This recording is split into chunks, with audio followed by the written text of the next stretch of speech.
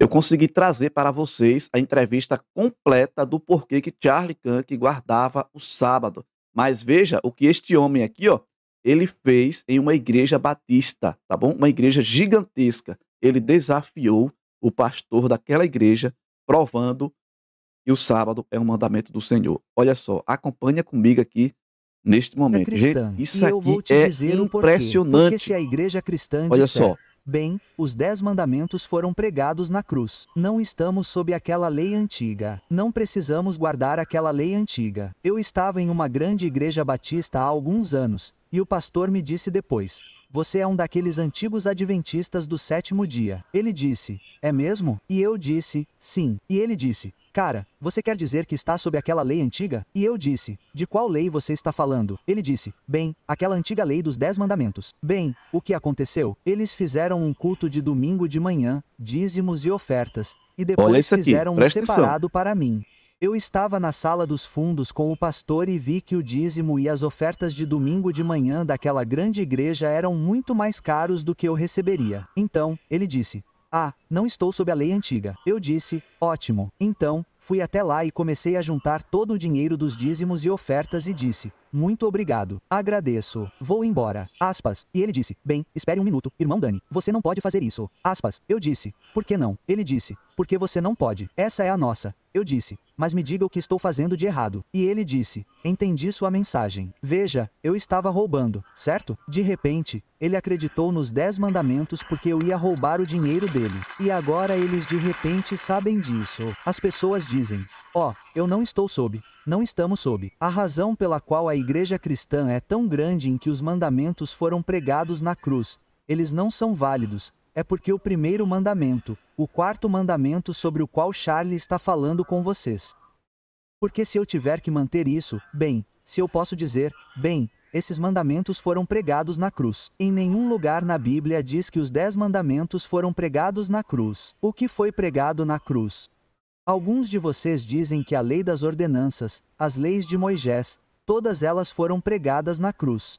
Então, o que Deus fez e o que ele fez? Primeiro, acho que Charlie, deveríamos falar sobre pecado por um segundo. O que é pecado? Certo, se tivermos que entender o pecado, a definição bíblica de pecado está em 1 João 3:4. Pecado é a transgressão ou a quebra da lei dos 10 mandamentos de Deus. Então, algumas pessoas dizem: como você sabe que é a lei dos 10 mandamentos de Deus? E eu digo: bem, que outras leis ele deu que não conhecemos. Aspas, aspas. Então, eu tenho uma pergunta para Charlie. Desculpe, pode prosseguir. Não, e eu só quero expandir. Você fez sua pergunta. Acho que esse é um ponto muito profundo. C. Você pode responder rapidamente a como um pastor diria: e as 613 leis do judaísmo? Você pode responder: eles dizem: porque os 10 mandamentos e não a lei cerimonial ou levítica de, você sabe, guardar frutas kosher. Você pode Me ajudar a responder a isso? Aspas. Claro, porque Colossenses diz, você sabe, a pregação na cruz, as ordenanças foram pregadas na cruz. Mas essas são as 614 leis, não são os 10 mandamentos. Eles confundem isso. Então, a antiga aliança recebeu os 10 mandamentos. Existe a antiga aliança, a nova aliança não tem nada a ver com. Eu concordo com essa visão. Certo, eu concordo com não guardar os mandamentos. A questão é como somos salvos. Sob a primeira aliança, fomos salvos por. Você sabe, fomos salvos por. Claro, a antiga aliança sempre foi pela graça, mas Deus teve que construir uma coisa temporária chamada santuário, onde nós derramávamos. Eles levavam o sangue inocente para o santuário dos cordeiros.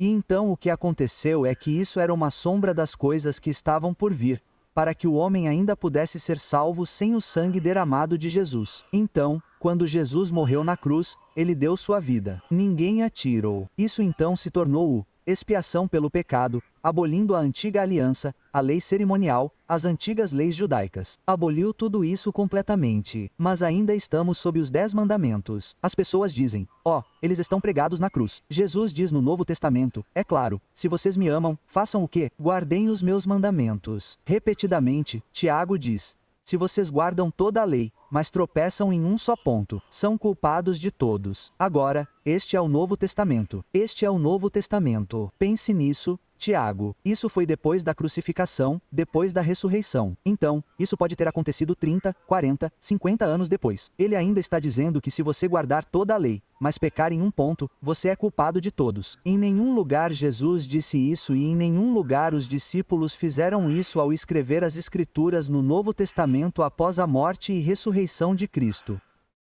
Em nenhum lugar alguém disse: "Ah, mas desde a ressurreição de Cristo você não precisa mais guardar o sábado. Então o sábado é perpétuo." Sim, então, sim, e eu quero reiterar que eu não quero fazer buscas triviais, mas seria interessante. Então, é claro, os 10 mandamentos são repetidos no livro de Deuteronômio. Então, é Êxodo 20 e também o livro de Deuteronômio. Eles são idênticos, exceto por um. Você sabe qual é a diferença? É certo. Não preciso colocar vocês em apuros. Tudo bem. É muito importante. Alguém sabe o que é o sábado? Vocês sabem a diferença? É a única diferença. A única diferença, tudo idêntico, é que Moisés diz: honre o Shabá. Isso continua porque vocês não são mais escravos como eram no Egito. Só os escravos trabalham os 7 dias da semana, todo mundo. É um mandamento que os mantém livres. Vocês sabem quantos escravos ricos existem em Scottsdale, Arizona, que trabalham 7 dias por semana e têm grandes mansões? Moisés está dizendo ao povo: entendam o contexto. Este é o discurso de despedida de Moisés. Isso foi antes de ele terminar. Ele está com esses ex-escravos queixosos e inexpressivos há 40 anos, que tentaram expulsá-lo. Então, quem é esse tal de Moisés? Vamos voltar para o Egito. A comida era melhor. Tínhamos carne, pepinos, alho poró e melões. Tínhamos todas essas coisas. Quem é esse tal de Moisés? Queremos voltar a assentar tijolos. Moisés basicamente 5 vezes se dirige a Deus dizendo: essas são as piores pessoas de todos os tempos. Você pode me tirar dessa minha miséria? Sim. E então Moisés finalmente está chegando ao ponto em que ele diz: este é meu discurso de despedida. Agora, como sabemos na política americana, os discursos de despedida são muito importantes. O discurso de despedida de Washington, o discurso de despedida de Eisenhower, o de Lincoln, as coisas muito importantes que eles dizem. Então Moisés está chegando ao fim do Deuteronômio e ele quer lembrar esses ex-escravos: ei, escravos, vocês estão prestes a entrar na terra que mana leite e mel. Vocês estão prestes a entrar em Canaã. Lembrem-se, se vocês realmente querem ser livres, não trabalhem por 7 dias. Na verdade, se vocês voltarem à literatura romana antiga, à literatura grega antiga, mesmo durante a Inquisição da antiga literatura espanhola, não antiga, mas sim a literatura espanhola de 500 anos, em todos os lugares onde os judeus honravam o sábado, eles eram ridicularizados pela força de ocupação. Os romanos ficavam tipo: quem são esses judeus que não trabalham o tempo todo? Tipo, o que eles acham que são melhores do que nós? Eles tiram um dia só para cuidar da família e do povo. Ei, adivinha? Os judeus ainda viviam no antigo Império Romano, não? Por quê? E esse é o ponto mais amplo, e eu só quero dizer o que Moisés estava dizendo no livro de Deuteronômio, que se você quer ser um povo livre, você deve honrar o sábado. Eu irei um passo além. Você não pode ter uma sociedade livre se você estiver trabalhando 7 dias por semana. Você será escravo de algo da pior maneira possível. Isso está muito bem dito. Jesus também no Apocalipse, no final do Apocalipse, fez um discurso de despedida e disse: bem-aventurados aqueles que guardam os seus mandamentos, para que tenham direito à árvore da vida e entrem pelos portões da cidade. Então, novamente, como estávamos falando sobre os mandamentos, eu acho que um dos maiores inimigos dos 10 mandamentos é a igreja cristã, porque eles insistem em dizer que os 10 mandamentos foram pregados na cruz. Mas, novamente, eu perguntaria a eles se alguém rouba de vocês. Existem pregadores que pregam contra a LGBTQ, eles pregam contra o aborto, mas eles dizem que os 10 mandamentos foram pregados na cruz. E eu digo, bem, se os 10 mandamentos foram pregados na cruz, por que isso seria errado? Por que vocês são contra isso? Os 10 mandamentos não foram pregados na cruz. Paulo diz, basicamente, e eu acho que é Romanos 3:31 da manhã, basicamente nós acabamos com a lei. Ele diz, Deus me livre, sim, nós estabelecemos a lei. A lei. Então Jesus veio para buscar e salvar aqueles que estavam perdidos. E eu gostaria de dizer na minha parte final, muito obrigado pelo que vocês estão fazendo. O livro que vocês estão escrevendo, o resultado final é que fazemos do céu o nosso lar. E eu acredito que quando nos rendemos, nos submetemos e entregamos nossa vida a Jesus Cristo, somos salvos pela graça. Nenhuma quantidade de obras nos levará ao céu. Portanto, não importa o que eu tenha acabado de dizer, isso não nos levará ao céu. Posso ser salvo guardando os 10 mandamentos mandamentos? Não, sou salvo pela graça de Deus. Posso me perder por não guardar os 10 mandamentos? Sim, quando você rejeita o que sabe ser a verdade, algumas pessoas dizem: bem, e todas as pessoas que guardam o domingo, a sexta-feira ou o que quer que seja, elas estão perdidas. Elas não vão para o céu, e eu digo: não, não necessariamente. Deus tem pessoas em todas as igrejas. E acho que haverá pessoas no céu que provavelmente nunca colocaram os pés em uma igreja, mas não rejeitaram o que sabem ser a verdade. Então, Deus ignora nossa ignorância. Portanto, se alguém não sabe de algo, não será responsabilizado por isso, porque servimos a um Deus amoroso que deu sua vida. Ninguém tirou sua vida, que deu sua vida na cruz do Calvário para que sua morte não fosse em vão, para que todos tenham a chance da vida eterna por causa de seu grande amor pelo homem caído. E estou muito animado para conhecê-lo, Charlie, e mal posso esperar pelo seu livro sobre o que você está fazendo.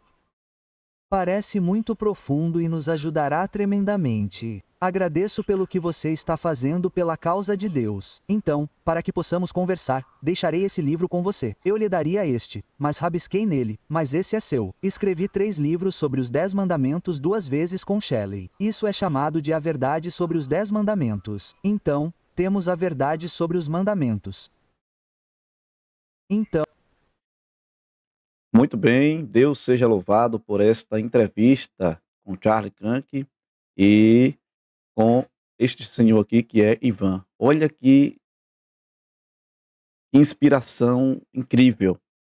Ele entrou na igreja batista, ia levando os dízimos e as ofertas, o pastor o repreendeu, porque se ele fizesse isso, estaria roubando, né?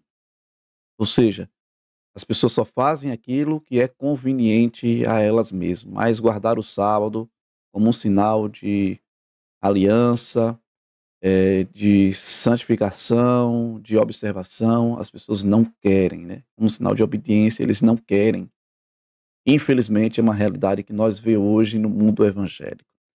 Essa entrevista, eu só coloquei apenas alguns minutos, mas a entrevista completa, vou deixar o link aqui na descrição, tá bom? Vou deixar na descrição o link da entrevista completinha. São 18 minutos que o Charlie Crank é entrevistado junto com este senhor aqui que é Ivan. Então não esquece de deixar aí o teu gostei, comenta, curte, compartilha essa entrevista para mais pessoas. Que Deus ele te abençoe de forma especial.